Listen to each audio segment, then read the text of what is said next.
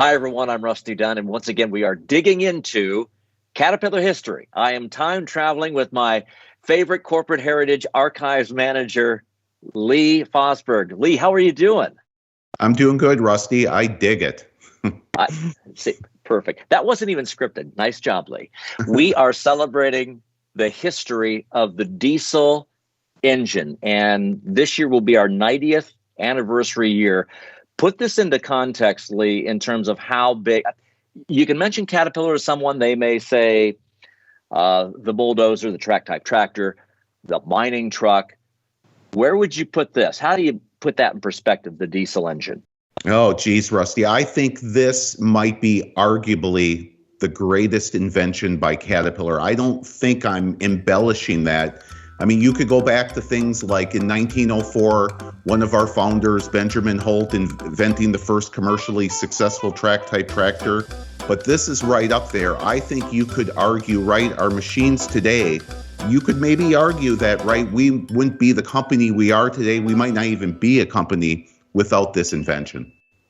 And in the realm of innovation, earth-moving innovation, would it be an exaggeration to say it was sort of the iPhone of its day? Oh, I would agree with that 100%. You know, this invention happened and everyone started to follow us, right? We became the immediate leader in this technology. And this is such a big story. We're going to do this in two parts, digging into history for the first time, two parts. Part one now, and then we'll get into what we'll talk about in that second part. But it's that big of a story. So we want to cover sort of the idea first, Lee, then the R&D aspect, and of course, the first Caterpillar product with a diesel engine in it and the legacy for us. And there are three big names you're going to hear. Who are those three we want to really pay attention to in terms of the story of the diesel engine at Caterpillar? Sure. Well, you know, the first name should be familiar to, right, all of us, or to you and I, right? We've talked about before, C.L. Best, who was one of our founders. He was not only, you know, the owner of this company, but he was also, right, he was an innovator himself. He was an inventor. He invented what was called the Best 60 that became the Cat 60, and that machine will play into the story. The other person was kind of one of his lieutenants. His name was Oscar Starr. He worked for Best back pre the Caterpillar merger. He was a head of not only manufacturing, but he was also a head of later R&D, not just for Best, but Caterpillar. And the third person, his name was Art Rosen. And kind of analogy I would make today is Rosen was kind of, you would say, the future. He didn't have particularly ties back to the former Best organization, but he was kind of more, you would say, a modern day engineer, and he really was kind of the owner and the designer of the Cat diesel. And as we get into the idea, the story for us really starts in 1915, the Panama Pacific Exhibition in San Francisco. C.L. Best and his colleague Oscar Starr are there. This is the first time that we got to see it up close and personal. Yes? Yeah. Well, you know, so this was the equivalent of later renamed the World's Fair, right? And their operation was in San Leandro, California, which is on the San Francisco Bay Area. And they were very excited to see this, you know, diesel engines that were being demonstrated. You know, Rudolf Diesel had just invented the diesel engine in 1895. So we're not talking long after that. But really what they saw were large stationary machines, things that could power, you know, like say marine engines or, you know, generate power for factories. So these were rather large things, but these guys saw the future when they saw this in San Francisco, and they excited them, or they were excited by this, and kind of getting the diesel engine portable. That's right. Take it from stationary to portable. Right, making it small. And another thing where they saw these two was, which is kind of a funny story, is we have an interview by Oscar Starr. He said not only did we see these at the fair, but smaller diesel engines were kind of being sold to farmers, but they were stationary through Sears and Roebuck catalogs. So they were like, why can't we take one of these and add it? So before Holt and Best got together, obviously, to form Caterpillar, back in the early 20s, both had been dabbling with the idea of developing this diesel engine, didn't have the funding. But then the merger happens, and take it from there, how this advanced that idea. Sure. Well, so always the issue back in the days of Holt and Best was cash, right? Holt was 2 times to 3 times the size of Best. So Best never really had the capital to make this happen. And we also know Holt had issues during this time period where they didn't have the capital to, invest in something like diesel. So spring this forward, Best is in great shape to make this happen. Caterpillar, after the merger, was very profitable.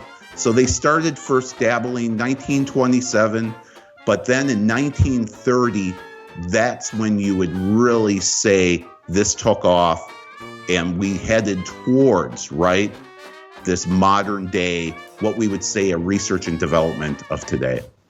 Well, and as we get into the R&D aspect of this, competitors were testing these diesel engines on Caterpillar machines, right? Mm-hmm. Our gas-powered 60 tractors. Yes. Elsewhere, Hawaii, Northern Africa. And so we were off and running at that point in terms of bringing in Art Rosen, the name that you mentioned. This would have been late 20s, to be the project manager to make this happen for us. So Best and Starr, they knew Rosen, and actually Rosen had made a pitch to them, pre the merger about going into diesel. So they knew of him. Best hired him in 1929. And then these machines that you're talking about, Rusty, which, kind of ironic, right? These are machines designed by C.L. Best. And they first started putting engines in them in Africa.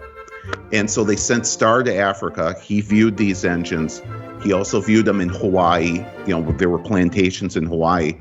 They weren't particularly effective because of the size of the engine. Diesel engine is much more heavy than a gasoline engine. So what they kind of went to that point and said, you know what, we're not going to purchase a diesel engine from another, company and put in our tractor. We're going to develop our own. And that's when you'd say we made history. And again, that task was simple in a sentence: replace the gas-powered 60 tractor with its diesel equivalent. So as we get into the late 20s and the research lab is underway, it starts to head us toward actually having a commercially viable product that is diesel powered. We're going to get into that here in just a second, but a lot had to happen over that 2, 3, 4 year span, right, Lee, in terms of timing on this. Absolutely. So what happened was in 1930, Caterpillar made this dedication and created a modern day research laboratory, they called it. It was made in San Leandro, California, which was where our headquarters was at that time. And they took this engine, which evolved, I guess you would say, Rusty, over time. And they would not only they made this engine, but they would test it within these tractors, mainly a 60. And I guess you would say the experience was, like any project like this, was challenging. There were, overcoming adversity. There were a lot of issues, right? Issues regarding, lubrication oil, many other challenges, seals within the machines, And I know that Best has said, and I've heard you say the quote, he said the diesel will be ready only when it's ready, and it's almost ready. And I think we're going to stop it there in this first part that gets us almost up to the diesel 60 track type tractor. That's where we're going to pick up the story. We appreciate it, Lee. We'll keep digging into history here, but part 2 coming up. Thank you. As always, Rusty.